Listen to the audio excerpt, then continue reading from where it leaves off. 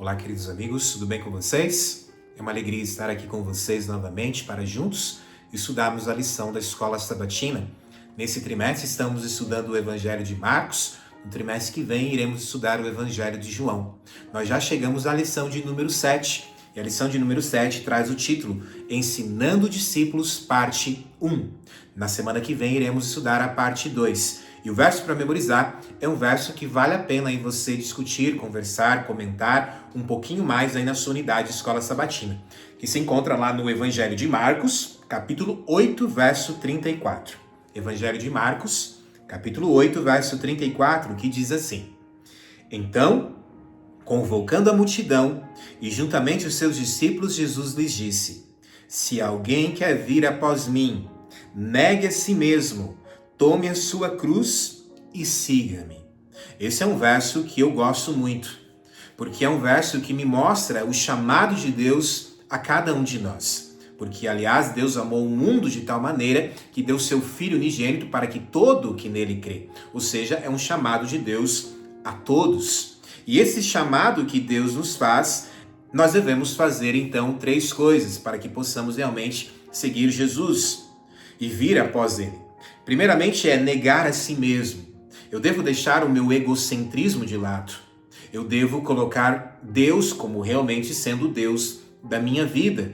E por isso muitas vezes eu vou ter que negar coisas que muitas vezes pode ser que eu até mesmo goste, mas que desagradam a Deus. Isso é negar a si mesmo, é negar muitas vezes a minha vontade e fazer a vontade de Deus.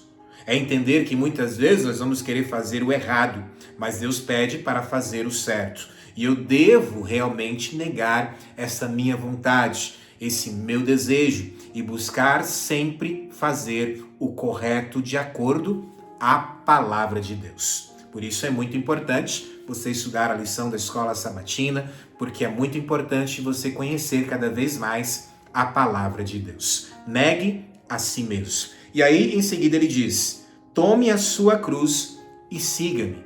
Eu devo sim continuar essa jornada a cada dia da minha vida negando o desejo humano, negando o desejo do pecado e fazendo a vontade de Deus. E eu devo a cada dia tomar a minha cruz e continuar seguindo a Jesus, custe o que custar. Tome a sua cruz é algo muito importante, porque também nos mostra que neste mundo nós teremos aflições. Exatamente isso. Nós teremos a cruz a carregar. Da mesma maneira que Jesus também teve que passar por aflições, os seus discípulos teve que passar por aflições, neste mundo, para seguir Jesus, muitas vezes nós também iremos enfrentar aflições, mas vale a pena continuar essa jornada seguindo a Jesus. Custe o que custar.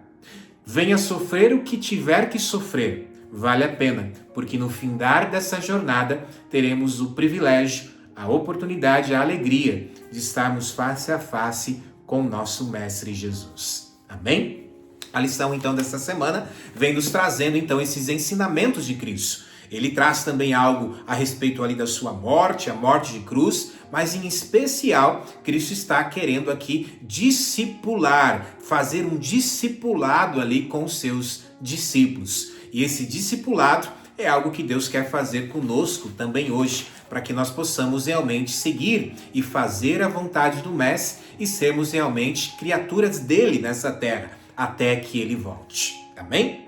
A parte de domingo fala sobre um milagre de certa maneira interessante, vendo claramente que se encontra ali no Evangelho de Marcos, capítulo 8, verso 22 ao 30, onde aparentemente parece que o milagre ele não acontece na primeira vez. Jesus está ali curando um cego e parece que o milagre não acontece. Jesus então pergunta, você vê? E ele, não estou vendo muito bem, em outras palavras. E Jesus então continua o milagre e aí faz novamente a pergunta e aí sim o cego vê. Alguns talvez olhem para esse episódio e dizem, será que o milagre de Jesus falhou e só deu certo na segunda parte? Na verdade não é isso. Nós sabemos muito bem que Cristo muitas vezes ensinava de uma maneira didática profunda, a qual realmente queria nos ensinar algo profundamente para a nossa vida. Jesus estava querendo nos mostrar aqui algo muito importante relacionado a pessoas cegas dos olhos, mas pessoas cegas também espiritualmente. Jesus estava querendo nos ensinar que muitos podem até enxergar com os olhos, mas não conseguem enxergar espiritualmente. E outros podem até não enxergar com os olhos, mas conseguem enxergar espiritualmente. Lembra a história do cego Bartimeu? E aonde ele procurava e falava cada vez mais alto: "Ei, filho de Davi, tenha misericórdia de mim"? Ou seja, aquele ceguinho, ele não conseguia enxergar com os olhos, mas espiritualmente ele sabia quem estava ali. Quem era Jesus, o filho de Davi. E é dentro deste contexto também que surge uma pergunta aqui dentro da lição de domingo. Uma pergunta de Jesus para os discípulos. E essa pergunta: quem dizes que eu sou? Quem é Jesus para você? E essa é a pergunta que eu faço para você. Pedro aqui, iluminado pelo Espírito Santo, iluminado por Deus, ele diz claramente que Jesus era o Cristo, Jesus era o ungido, Jesus era o prometido, aquele prometido lá do livro de Isaías, lá do livro de Daniel. Pedro, usado por Deus, ele responde quem realmente é Jesus. Mas quem é Jesus para você? Quem é Jesus para você? É interessante que o mesmo Pedro, logo depois desse episódio, ele é usado pelo inimigo de Deus, por não entender ali o sacrifício de Cristo, por não entender que o reino de Deus não era nessa terra, por não entender ali Jesus explicando a respeito da sua morte e ressurreição. E isso me mostra também algo muito importante, que a cada dia da minha vida eu devo buscar um crescimento em Cristo. Cada dia da minha vida eu devo buscar colocar Deus em primeiro lugar. Porque se eu der brecha, o inimigo de Deus pode sim passar a rasteira. Por isso, a cada dia eu devo negar a mim mesmo e continuar levando a minha cruz e seguindo a Jesus. Como o verso para memorizar nos diz. Entendendo que muitas vezes esse discipulado, esse seguir a Jesus, terá muitas vezes um custo. E esse ponto é muito importante, porque Jesus é claro em dizer que neste mundo nós teremos o quê? Aflições, assim como os discípulos tiveram, assim como o próprio Cristo teve, e neste mundo que nós vivemos dentro desse grande conflito, nós viveremos neste mundo tendo muitas vezes aflições, porém até que ele venha. Porque sim, um dia Jesus voltará e todas essas tempestades irão passar. O livro de Apocalipse, capítulo 21 diz: já não haverá morte, nem choro, nem dor. E Cristo voltará então para nos buscar. Não haverá mais sofrimento algum e teremos o privilégio de estarmos então com Jesus no céu. Mas até que ele venha, neste mundo nós teremos o quê? Teremos aflições. Por isso, querido, continue seguindo a Jesus, custe o que custar. Negue a si mesmo, tome a sua cruz e siga Jesus. Não tenha vergonha, não tenha medo, porque Cristo estará contigo. Não tenha vergonha de dizer que você é de Cristo, não tenha vergonha de falar a respeito de Jesus para as pessoas, mesmo que você venha enfrentar provações, mesmo que você venha enfrentar perseguições. Não tenha vergonha de dizer que você é um cristão. Não tenha vergonha de ser um representante de Deus nessa terra. Isso é realmente negar a si mesmo e continuar seguindo Jesus até que ele venha. Amém? A parte de terça-feira vem falando sobre o monte e a multidão, o texto que se encontra ali no livro de Marcos, capítulo 9, no verso 1 ao verso 13, e você vai ver ali a transfiguração. O que seria ali a transfiguração, pastor? É a glória do Filho ali que extraveja o corpo humano de Cristo e é percebido agora ali pelos 3 discípulos. Se você for voltar um pouquinho na história, você vai ver, por exemplo, que Moisés pediu para ver a face de Deus e ele consegue só ver as costas de Deus. E aqui os discípulos estão vendo a glória do Filho, a glória do Deus vivo, entendendo que Cristo realmente é 100% humano, mas também 100% Deus, entendendo que Pedro realmente estava certo em dizer que Cristo era o ungido, que Jesus era o Messias, o prometido lá do livro de Isaías. E esse ponto aqui é muito importante nós entendermos. Mas após esse acontecimento, Jesus diz então, não precisa falar para ninguém o que vocês viram aqui. E dentro desse ponto estava acontecendo ali que uma criança estava sendo possessa e os discípulos que estavam ali agora lá embaixo, fora os 3 que viram agora a transfiguração de Jesus, não estavam conseguindo expulsar os demônios daquele menino. E uma história agora que realmente nos mostra algo muito interessante, que serve também como aplicação para a nossa vida, para nós entendermos que nós precisamos sim desse crescimento em Cristo. E dentro dessa história, esse homem então ali no livro de Marcos, capítulo 9, verso 22, ele expressa da seguinte maneira para Jesus: se o Senhor pode fazer alguma coisa, tenha compaixão de nós e ajude-nos. Marcos 9, verso 22. Ou seja, esse homem, ele olha para Jesus, ele viu os discípulos não conseguirem fazer nada, e agora ele olha para Jesus e ele diz, se o Senhor pode fazer alguma coisa, então ajuda-nos. Em outras palavras, esse homem estava com uma fé pequena. Ele não compreendia que Jesus realmente poderia fazer algo ali. E ao Jesus, então, agora questionar esse homem, dizendo, o que você quer dizer se o Senhor pode? Em Marcos 9, 23... Agora, esse homem ali, como um relâmpago, a lição traz isso, né? Que o pai viu que não era apenas o filho que tinha um problema. Ele próprio tinha um problema de incredulidade que poderia impedir a cura do seu filho. Exatamente isso. Muitas vezes nós olhamos os problemas dos outros e esquecemos que nós muitas vezes também temos alguns problemas. E o problema desse homem é que ele não conseguia ali ter fé o suficiente. E por isso ele clama para Deus. E Marcos 9, verso 24 diz, eu creio, ajuda-me na minha falta de fé. Fé é um dom de Deus. E esse homem então clama por fé. E Jesus então cura ali o menino. Muitas vezes não vemos os milagres de Deus em nossa vida por falta de fé.